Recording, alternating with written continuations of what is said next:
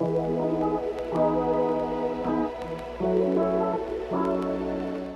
everyone, and welcome back to Home Cafe by Charlie. You know, you don't have to be a snobby hipster in order to understand and become interested in getting good quality, delicious coffee. It's kind of becoming like wine in that there are so many varieties and preparation methods, and you'd be doing yourself a disservice if you didn't understand just a little bit about it so you can get better quality coffee at a cafe or at home. So that's why in this video I'm going to go over preparation methods, varieties of coffee, and a few tips of my own to help you find interesting and delicious coffee.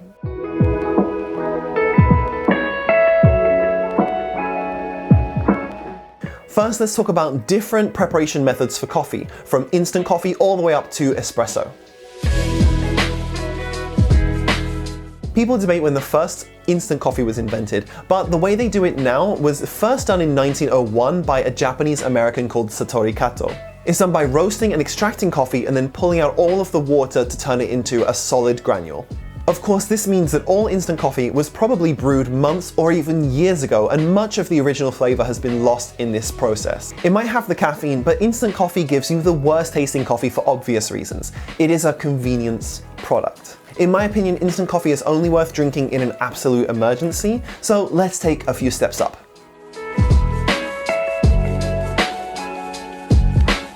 Filter coffee is the most common preparation method for coffee you have at work or in a restaurant where they have free refills. It is at least real coffee and it's brewed fresh, but it is the least accurate in terms of getting a good extraction ratio. People tend not to measure this method of brewing very accurately and will just use a rough number of scoops of pre-ground coffee, so that's why this is my second least favorite method of extraction. Next up we have French press, and for this coffee you'll grind a little bit coarser and brew it in a similar way to tea. While it isn't my favorite way to drink coffee, some of the most delicious coffees I've ever had were brewed in a French press.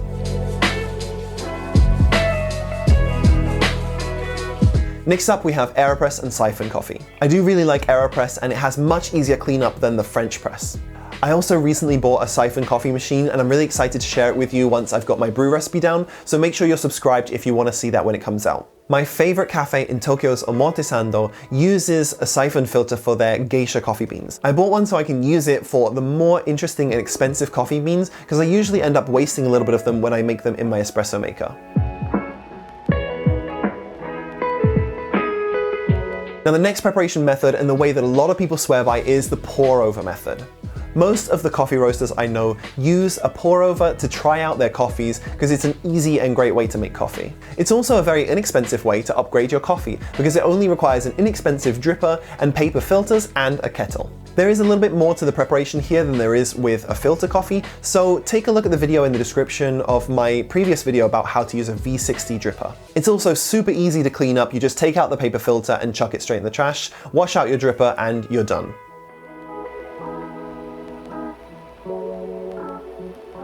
A beautiful way to have coffee that was my absolute favorite before I got an espresso machine is using a moka pot. These things are amazing and they make strong and rich coffee. The first time I had really amazing moka pot coffee was staying with my friends in Reggio Emilia in Italy. Some Italians like their moka pot coffee with a teaspoon of sugar or with a little bit of milk or cream. Personally, I think you can have it any way you like, and I like it just the way it is, or with a teaspoon of sugar with my breakfast in the morning.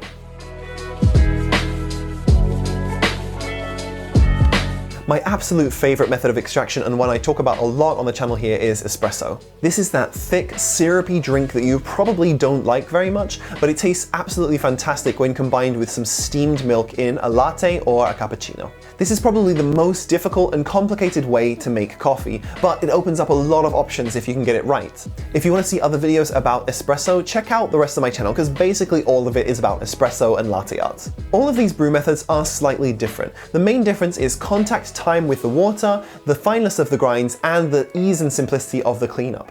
Pour over is a favorite for many because the cleanup is very simple and it's a big upgrade from instant or filter coffee.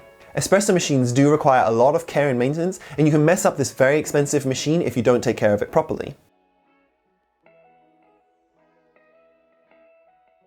The next big thing to know about coffee is the coffee beans. There are three basic things that I look at whenever I'm buying coffee at a cafe or for use at home. It's where does the coffee come from, what is the roast level, and when was the coffee roasted.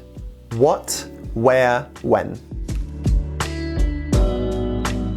First is, what is the roast level? Most chain coffee shops are guilty of over-roasting their coffee beans. This usually comes about because of the problem of scale and consistency. The more coffee shops you have, the harder it is to have a consistent product. It's very hard to keep consistent flavor of coffee when the crop is going to change from year to year, especially if you're buying the cheapest coffee you can find. This is why the chains over-roast the coffee, because if you roast the coffee to a really dark level, you lose the individual flavor and you just end up with that strong, dark, bitter flavor that most people think of as ordinary coffee. In my opinion, anything much past a city roast is not going to taste very good. A city roast looks like this, where some of the oils start to work their way to the surface of the bean, but you don't have that burnt flavor or smell that comes when you've roasted a little bit too dark. Switching it up to a lighter roast coffee is probably the biggest thing you can do to improve your coffee in the morning.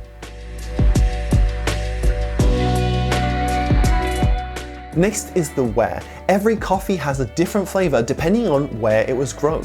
From the biggest producers like Brazil and Colombia to El Salvador, Costa Rica, and Ethiopia, every coffee is going to have a unique flavor depending on a whole bunch of different factors like weather, altitude, and how much care the farmers put into its production.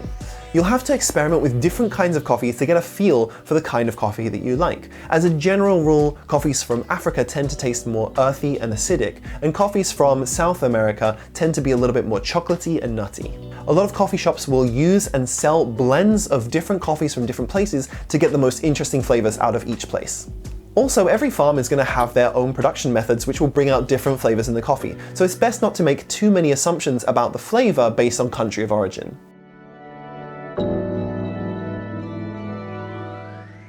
Next, you have the roast date or freshness. As a general rule, I avoid coffee that has a sell-by date or a consume-by date, and I'll look for a roasted-on date instead. I generally aim to buy coffee that's within a week or at most 2 of its roasted-on date. For espresso, this is very important because if you're using coffee that's older than 2 or 3 weeks, you're unlikely to get much crema. Crema is the thick, syrupy foam layer on top of an espresso, and it contributes a lot of the creaminess and texture. Other brew methods like French press and pour over can use older coffee, but in general I don't like to use coffee that's older than about a month off its roast date. A little aside here on coffee varieties. There are 3 major coffee varieties, that's Arabica, Robusta, and Geisha. Most canned coffee is of the Robusta variety. It has 50 to 100% more caffeine than Arabica, but it tends to taste more bitter and I generally avoid using it. It used to be very popular in espresso blends because it adds a lot of body and kick, but you'd only ever see about 20% maximum of Robusta in any blend. Now the majority of cafes use 100% Arabica because it has more interesting flavor and they just use much fresher coffee to make sure it has that nice body and crema. Another variety of coffee that's become famous is Geisha, and no, it has nothing to do with Japanese geisha. It's a variety that tends to have much larger beans and it's more difficult to grow properly, but because of its rarity and flavor, it tends to also be very expensive. I've never roasted any myself, but I've tried it several times at nice cafes here in Tokyo, and I really recommend it if you get a chance to try some real geisha beans. It's very rare to find a coffee that actually tastes like peach or grapes, but you can actually taste those flavors when you have a good geisha coffee prepared in the right way. So what about latte art? Does it make much difference? Well, of course it doesn't make much difference to the flavor of the coffee, but it does show you that the cafe cares enough about their espresso production to get all of the variables right. You need to have crema on your espresso and you need to steam the milk perfectly in order to get good latte art. So it might not have an effect on flavor, but it will have an effect on texture, and it shows you that the cafe cares about the quality of their coffee. Finally, let me give you the 3 most important steps I have to improve your coffee. First, grind fresh. This will make a bigger difference in your coffee journey than anything else. Once the coffee is ground, the surface area increases exponentially, so you end up with a lot more oxidization, which completely diminishes the flavor of the coffee. So grind fresh for each brew and you'll get the most flavor out of your coffee. Take a look in the description for a few recommendations for coffee grinders. Second is to use a lighter roast coffee than you'll find in most chain coffee shops. Now, I'm not particularly fond of really light roasts, but the first thing most people think about when they think of coffee is that it's dark and bitter tasting. Try getting a medium or lighter roasted coffee to taste the flavors. It might be a little bit different from what you're used to, and it might be a little bit too acidic, but it's gonna be much more interesting than the flavors of a dark roasted coffee, which are completely muted by the roasting process. And third, I would advise that you try every coffee that you make without milk and sugar first. There's nothing wrong with milk and sugar, and I'm not one of those Puritans who looks down on anyone who has coffee this way. Personally, my favorite drink is a flat white, which is an espresso with steamed milk. And I also really like a mocha pot coffee with a teaspoon of sugar. So I'm not against milk and sugar in coffee as a general rule. But if you want to get a taste for the coffee itself, you need to remove other flavors so you can train your palate. Pour over is almost always better without milk, especially when it's freshly ground, medium or light roasted coffee and brewed correctly. If you want to see how to brew mocha pot, pour over, or espresso properly, take a look at the other videos on my channel and subscribe if you haven't already. Hopefully this video will inspire you to experience coffee in all the delightful ways it can be prepared, and stop treating coffee just as a morning pick-me-up and only for the caffeine. I hope you start noticing all the interesting flavors that make coffee the most popular drink in the world. Thank you so much for watching this video, and I'll see you on the next one.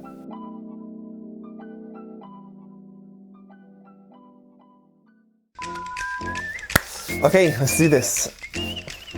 Wait, I forgot the first line. God, this is taking a while. Okay. I did a video comparing the AeroPress with the American press, which is kind of like a French press. So lots of pressing. What a horrible sentence. For espresso, Mr. Bond, I'd like an espresso. Finally, let you give you? God, that was bad. However, they do open up a lot of really interesting avenues for coffee preparation. The next big thing to know about is, let's just start again and delete that one.